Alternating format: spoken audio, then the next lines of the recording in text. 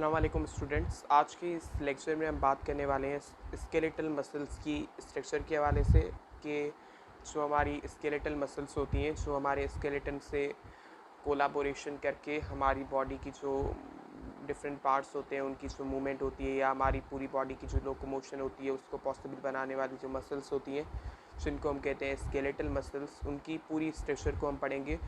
तो आज हम इसकी मैक्रोस्कोपिक स्ट्रक्चर को भी देखेंगे और साथ ही साथ इसकी जो माइक्रोस्कोपिक स्ट्रक्चर है, जो इसकी अल्ट्रा स्ट्रक्चर है, उसको भी डिटेल में डिस्कस करेंगे। तो स्टार्ट करते हैं।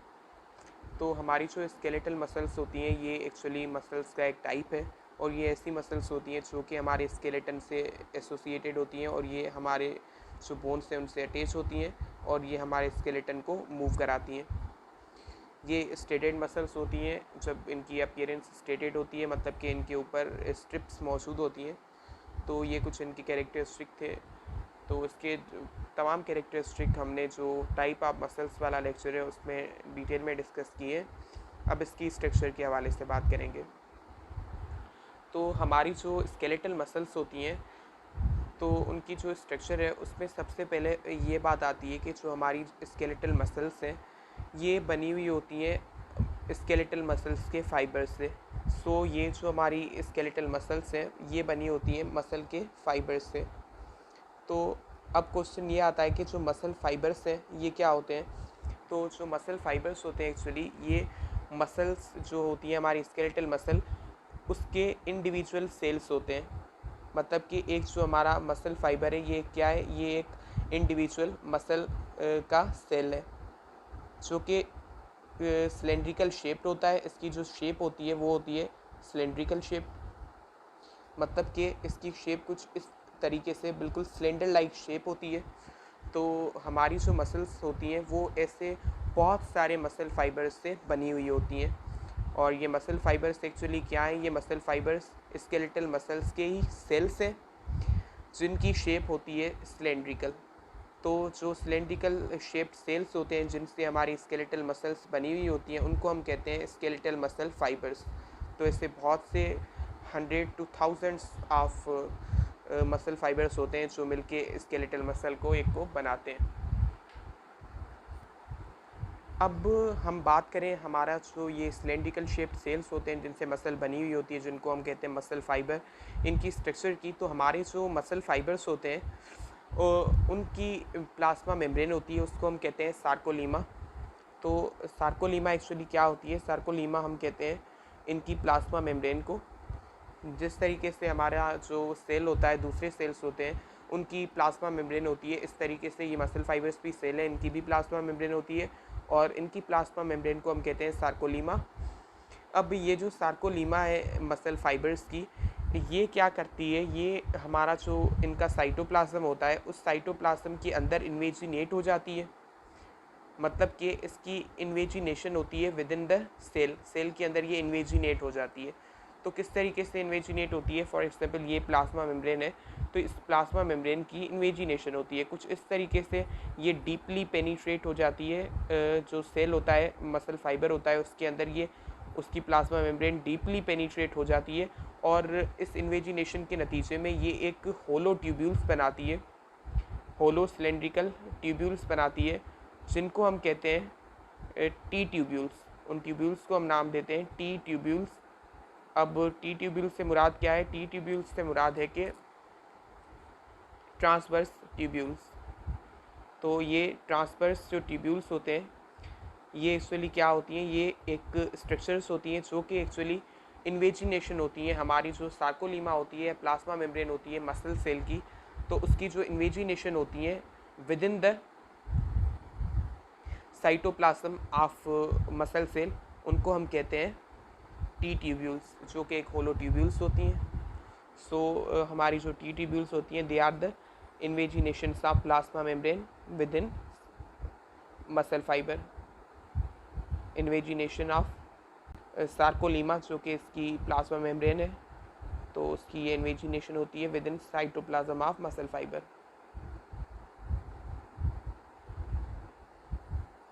तो ये बहुत ही इंपॉर्टेंट चीज़ है, आपको पता होनी चाहिए। अब हमारे जो मसल फाइबर्स होते हैं, जो कि मसल के सेल्स होते हैं, तो स्केलेटल मसल के ये जो मसल फाइबर्स होते हैं, इनके अंदर साइटोप्लाज्म जो होता है, उस साइटोप्लाज्म को हम कहते हैं सार्कोप्लाज्म।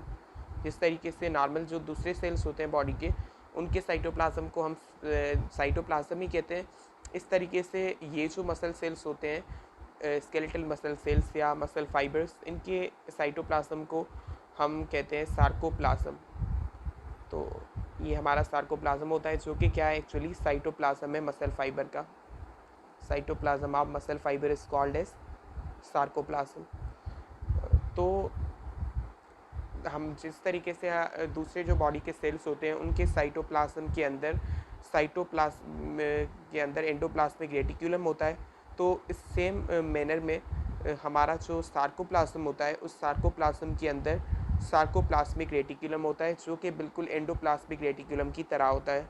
तो इसके अंदर सार्कोप्लाज्मिक रेटिक्यूलम होता है, जो कि जैसे सेल्स के अंदर एंडोप्लाज्मिक रेटिक्यूलम होता है, इस तरीके से इस मसल फाइबर के अंदर ये होता है हमारा सार्कोप्लाज्मिक रेटिक्यूलम, जो कि सार्कोप्लाज्म के अंदर मौजूद होता है। अब इसका फंक्शन क्या है, ये स्टोर करता है कैल्शियम आइंस को, स्टोर करता है, इनकी स्टोरेज इसका फंक्शन है। अब ये जो स्टोर करता है इसको, कैल्शियम आइंस को, तो कैल्शियम आइन का मसल की जो कॉन्ट्रैक्शन होती है, उसके अंदर इम्पॉर्टेंट रोल है। तो वो क्या रोल है, वो हम मसल फाइबर्स की जो कॉन्ट्रैक्शन होती है स्केलेटल मसल की, उसके अंदर डिटेल में डिस्कस करेंगे। पर ये जो कैल्शियम आइंस होते हैं, जिनका फर्दर मसल कॉन्ट्रैक्शन में रोल होता है, तो उनकी स्टोरेज के अंदर ये सार्कोप्लाज्मिक रेटिक्यूलम इन्वॉल्व होता है। अब हमने जो पढ़ा था कि हमारी जो स्केलेटल मसल्स होती हैं, वो बहुत ज़्यादा स्केलेटल मसल फाइबर्स से बनी हुई होती हैं, जो कि स्केलेटल मसल्स के सेल्स होते हैं। तो हर मसल फाइबर एक इंडिविजुअल स्केलेटल मसल का सेल होता है, तो ये चीज़ हमने पढ़ी थी।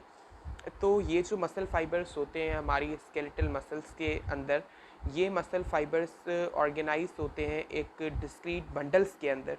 मतलब कि हमारी जो मसल है, उस मसल के जो मसल फाइबर्स होते हैं, मसल फाइबर्स या उसके जो सेल्स होते हैं, अब ये जो मसल फाइबर्स या सेल्स होते हैं स्केलेटल मसल के, ये बिल्कुल बंडल्स के फॉर्म में मौजूद होते हैं। मतलब कि ये ऑर्गेनाइज्ड होते हैं डिस्क्रीट बंडल्स के अंदर, मतलब कि अलग अलग जो बंडल्स होते हैं उनके अंदर ये ऑर्गेनाइज्ड होते हैं।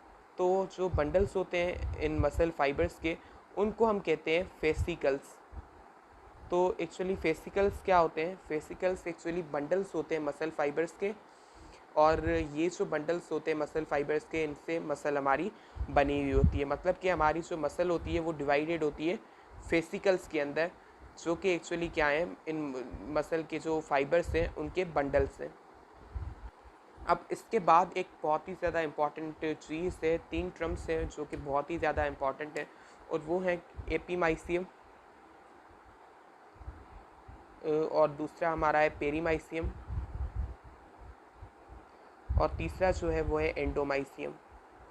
तो ये जो 3 टर्म्स हैं ये बहुत ही ज़्यादा इम्पॉर्टेंट है, तो इनको हम अभी डिस्कस करते हैं। तो जो हमारी एपीमाइसियम होती है वो क्या होती है सबसे पहले, तो ये जो पहले तो हमें ये पता होना चाहिए, ये जो तीनों होती हैं एपीमाइसियम, पेरीमाइसियम या एंडोमाइसियम, ये तीनों कनेक्टिव टिश्यू की कवरिंग्स होती हैं। ये कनेक्टिव टिश्यू से बनी हुई कवरिंग्स होती हैं, सही है, ये कनेक्टिव टिश्यू की कवरिंग्स होती हैं। अब जो एपीमाइसियम होती है, ये पूरी जो हमारी मसल है उसको एक्सटर्नली कवर करती है, सही। तो हमारी जो पूरी मसल होती है उसको एक्सटर्नली कवर करने वाली जो कनेक्टिव टिश्यू की कवरिंग होती है, तो उसको हम कहते हैं एपीमाइसियम। मतलब कि एपीमाइसियम कनेक्टिव टिश्यू की कवरिंग है, जो हमारी मसल को एक्सटर्नली या बाहर से पूरे तरीके से ढांप देती है, कवर करती है, तो उसको हम कहते हैं एपीमाइसियम। उसके बाद जो दूसरा यहाँ पे मेम्ब्रेन है कनेक्टिव टिश्यू की, वो है हमारी पेरीमाइसियम। अब ये पेरीमाइसियम क्या होती है, अब हमने पढ़ा कि जो हमारी मसल्स होती हैं वो बहुत ज़्यादा सेल से बनी हुई होती हैं, जिनको हम मसल फाइबर्स कहते हैं। अब वो मसल फाइबर्स जो मसल के अंदर मौजूद होते हैं वो बंडल्स के फॉर्म में होते हैं, मतलब वो बंडल्स के अंदर ऑर्गेनाइज होते हैं, और उन बंडल्स को हम कहते हैं फेसिकल्स। अब तो जो बंडल्स होते हैं इन मसल फाइबर्स के, फेसिकल्स, जो कि मसल को बनाते हैं, तो मसल हमारी बहुत सारे फेसिकल से बनी हुई होती है, तो उन फेसिकल की कवरिंग जो होती है उसको हम कहते हैं पेरीमाइसियम। मतलब कि ये जो मसल फेसिकल्स हैं, जो बंडल्स हैं मसल फाइबर्स के, जो कि मसल को बना रहे हैं, उनको ये कवर करती है, उनको ये ढांपती है, उसको हम कहते हैं पेरीमाइसियम। उसके बाद हमारे पास जो आती है वो है एंडोमाइसियम। अब ये जो एंडोमाइसियम है, ये जो हमारे फेसिकल्स की कवरिंग हमने पढ़ी वो पेरीमाइसियम, मसल की पढ़ी एपीमाइसियम। तो ये जो एंडोमाइसियम जो कवरिंग होती है ये भी कनेक्टिव टिश्यू की कवरिंग है। और ये हमारे जो हमने पढ़े फेसिकल्स, तो इन फेसिकल्स के अंदर ये इंडिविजुअल मसल फाइबर्स पढ़े हैं फेसिकल्स के अंदर, जो कि मसल्स को बनाते हैं। हर मसल बहुत ज़्यादा जिन फाइबर से बनी हुई होती है, तो वो जो इंडिविजुअल फाइबर होता है, तो ये एंडोमाइसियम उस इंडिविजुअल मसल फाइबर को कवर करती है। तो ये जो मसल फाइबर होता है उसकी जो कनेक्टिव टिश्यू कवरिंग होती है उसको हम कहते हैं एंडोमाइसियम। जो हमारे इंडिविजुअल मसल फाइबर होते हैं उनको ये कवर करती है, तो उसको हम कहते हैं एंडोमाइसियम। तो स्केलेटल मसल की हम स्ट्रक्चर को डिस्कस कर रहे हैं, तो उसके अंदर अब हम पढ़ेंगे टेंडॉन्स को, कि टेंडॉन्स क्या होते हैं। तो अब हम डिस्कस करेंगे टेंडॉन्स को, कि टेंडॉन्स जो होते हैं वो क्या होते हैं। तो हमारी जो मसल होती है उसके अंदर हमने पढ़ा कि किस तरीके से कनेक्टिव टिश्यू होते हैं, और साथ ही साथ मसल्स के अंदर हमें कोलेजन फाइबर्स भी देखने को मिलते हैं। तो ये जो मसल्स के अंदर कोलेजन फाइबर्स और कनेक्टिव टिश्यू मौजूद होते हैं, ये बिल्कुल जो मसल का एंड होता है वहाँ पे एक स्ट्रक्चर बनाते हैं जिसको हम कहते हैं टेंडॉन। तो ये जो टेंडॉन है ये एक ऐसी स्ट्रक्चर है जो मसल का जो बिल्कुल एंड होता है ये वहाँ पे मौजूद होती है, मतलब कि ये मसल का एंड वाला पोर्शन होता है। और ये जो हमारा टेंडॉन होता है ये कनेक्टिव टिश्यू और कोलेजन फाइबर्स से बना हुआ होता है, और ये मसल के बिल्कुल एंड पे मौजूद होता है। तो इसको हम कहते हैं टेंडॉन। अब इस टेंडॉन का काम क्या है, ये जो टेंडॉन होता है ये मसल को अटैच करता है, किससे, हमारे जो स्केलेटन होता है उससे अटैच करता है, मतलब कि जो बोन्स होते हैं उनसे अटैच करता है। तो मसल टू बोन अटैचमेंट जो होती है वो कराने वाला जो मसल का पार्ट होता है जो बिल्कुल एंड पे लोकेटेड होता है वो होता है हमारा टेंडॉन। तो ये मसल टू बोन अटैचमेंट में इन्वॉल्व होता है।